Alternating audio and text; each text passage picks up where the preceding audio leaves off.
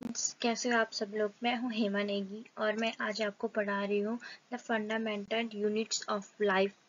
Cell के बारे में, मतलब कोशिका संरचना और कार्य की इकाई, इसके बारे में पढ़ा रही हूँ। सेल, कोशिका। सेल। तो हम आप पढ़ते हैं सेल के बारे में। Cell is the basic unit and function unit of living organism. तो हिंदी में मैं आपको बता देती हूँ। कोशिकाएं ऐसी सूक्ष्म रचनाएं हैं जो विभिन्न जीवधारियों की संरचना और कार्यवक्ता, मतलब फंक्शन की इकाई के रूप से संगठित होकर उनका जनशील जीवित शरीर बनाते हैं, मतलब न्यू बॉडी बनाती है। सेल जो है न्यू बॉडीज बनाती है और इनमें जीव कार्य को करने वाली पदार्थ को प्रोटोप्लाज्म कहा जाता है। और प्रोटोप्लाज्म एक विभेद परामद झिल्ली द्वारा घिरा होता है, मतलब झिल्ली द्वारा, मतलब जो कॉर्क है उसके द्वारा पूरा घूमा रहता है। तो मैं आप ये देख लीजिए कि ये जो यहाँ पे मैंने गोल सा बना रखा है ये हनी बीम का है। हनी बी है, इसमें झिल्ली लगी है, पूरी पतली सी झिल्ली है, बहुत ज्यादा पतली सी झिल्ली है। आगे हम पढ़ते हैं discovery of cell. When study at the thin slice of cork। तो सबसे पहले ये जान लेते हैं सेल की डिस्कवरी किसने की थी, खोज किसने की थी।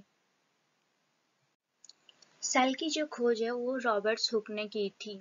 सबसे पहले उन्होंने 1635 में उनके एक्सपेरिमेंट करने लगे थे ये लोग। तो रॉबर्ट्स हुक ने कैसे करके सेल की खोज की थी। तो सबसे पहले, मतलब रॉबर्ट्स हुक रहे होंगे, वो ऐसे ही घूम रहे होंगे पेड़ के नीचे। तो उन्होंने देखा होगा कि इस पेड़ पे क्या है, ये मधुमक्खी का छत्ता तो है, लेकिन इसमें अजीब से कि ये पेड़ पे अजीब सा क्या है। छत्ता तो है मधुमक्खी का, लेकिन इसमें ये ऐसे जाले जैसे क्या है, थिन जैसे आपको दिख रही है, ऐसे थिन जाले, ये क्या है। तो उनको पहले पता नहीं था कि ये क्या है। फिर उन्होंने अपने आप से उन्होंने इसको एक नाम दिया, इसका नाम कॉर्क दिया, ठीक है, जो पेड़ से मिला था उनसे। और फिर उन्होंने इस पे एक्सपेरिमेंट किए। फिर उन्होंने एक माइक्रोस्कोप लिया।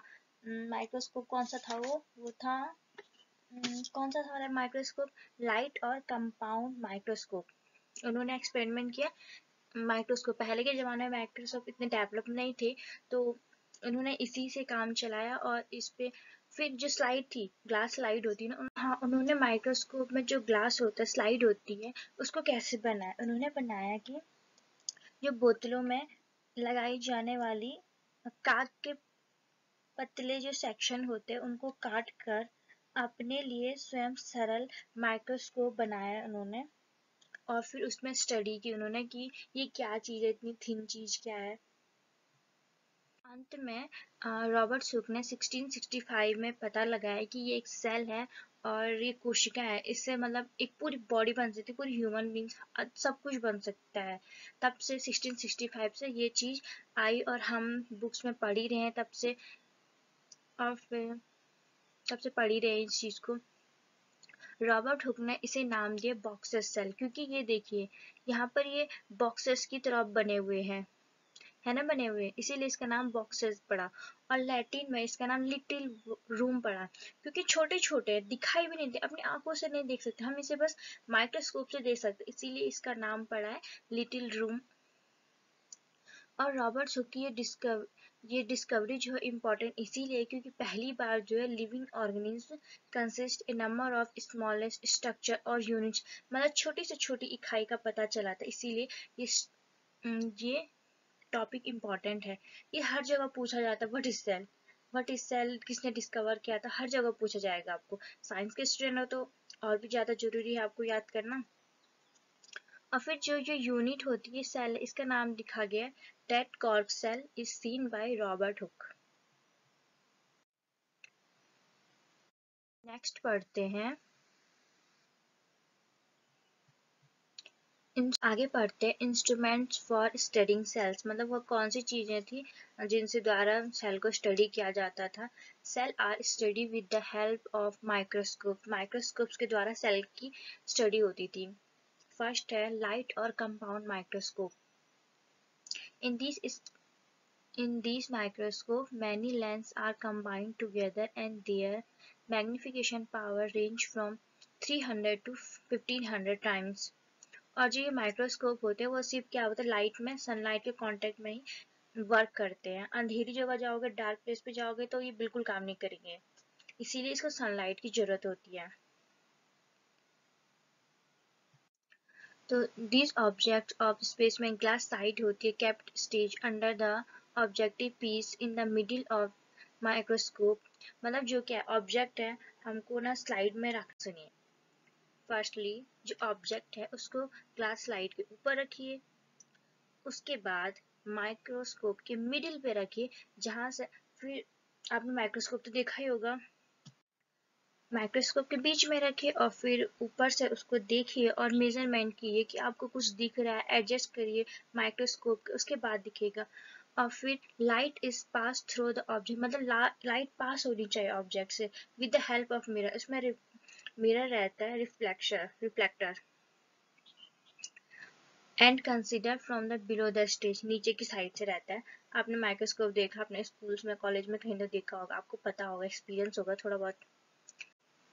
The upper and the large knob is meant from coarse adjustment and it used for rapid and precise forcing for the object. The lower and small knob is used for fine adjustment.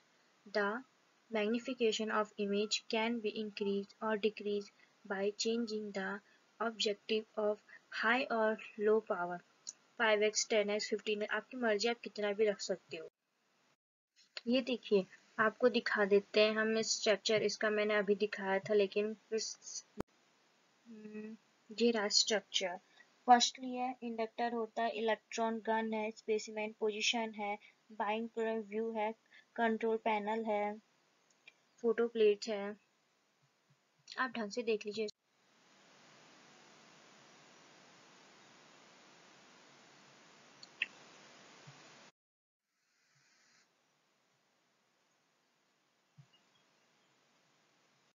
अब आगे बात करते हैं difference between light microscope and electron microscope के बारे में। तो होता है इट यूज ग्लास लेंस, ये ग्लास लेंस यूज करते हैं, और ये इलेक्ट्रोमैग्नेट्स यूज करते हैं। Use beam of light to illuminate the object, beam of electron instead of light, internal vacuum is not required, इसमें रिक्वायर्ड होता है, एसेंशियल जरूरी है। नेक्स्ट टॉपिक है स्ट्रक्चर ऑफ सेल, मतलब सेल का वर्ग figure, shell shape. Cell shape की बात करते हैं। The basic shape of the eukaryotic cell is spherical होता है, but the shape of cell is ultimately determined by the specifically function of the cell. Cell of shape of cell may be variable होता है और fix, कुछ अलग होते हैं, कुछ फिक्स्ड होते हैं, परमानेंट फिक्स होते हैं, कुछ अलग अलग होते हैं। वेरिएबल और irregular shape occur in amoeba, amoeba जो होता है अलग अलग रोटेशन चेंज करता है, क्योंकि अमीबा को आपको पता होगा, अमीबा को अगर फूड दिख गया तो अपना शेप चेंज कर देता है उसे खाने के लिए, इसीलिए वो फिक्स शेप नहीं है, वेरिएबल शेप है। एंड वाइट ब्लड सेल, वो भी अपना शेप में नहीं रहते, वो भी अलग अलग शेप बना देते हैं। एंड ल्यूकोसाइट, ये फिक्स्ड शेप ऑफ सेल होते हैं, और मोस्टली इन प्लांट, सबसे ज्यादा ये होते हैं प्लांट और एनिमल्स में, including Euglena and paramecium. Euglena and paramecium ऐसे जो है वो क्या बोलते हैं, फिक्स शेप के रहते हैं। इस आगे बात करते सेल का साइज क्या होता है। सेल का size, the size of cell varies from the varies, बहुत छोटे होते हैं, बैक्टीरिया बहुत ही ज्यादा छोटे होते हैं, 0.2 to 5.0 micrometre. The very largest egg of the, मतलब ऑस्ट्रिच जो आपने सुना है उसमें लार्जेस्ट एग होता है, मतलब 18 सेंटीमीटर तक का होता है। अब आगे बात करते हैं सेल नंबर। सेल नंबर क्या होता है।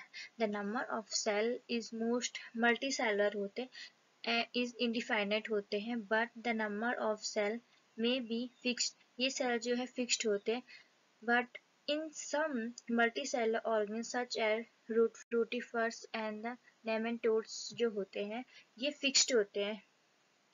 नेमेटोड्स तो मतलब आपको पता है ascaris example. Increase in the size में बढ़ते हैं, इसीलिए के फेनोमेनन को कहते हैं fixed number of cell is called यूटिली.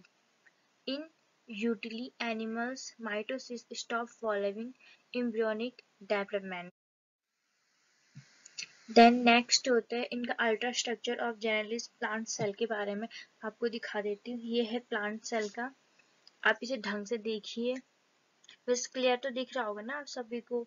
सबसे ऊपर वैक्यूम होता है, माइक्रोट्यूब्स है, स्पेयर सेल स्पेप है, साइटोप्लाज्म है, राइबोसोम्स है, माइटोकॉन्ड्रिया है, गोल्जी कॉम्प्लेक्स है, प्लाज्मोडियम होता है, मिडिल लैमिना है, सेल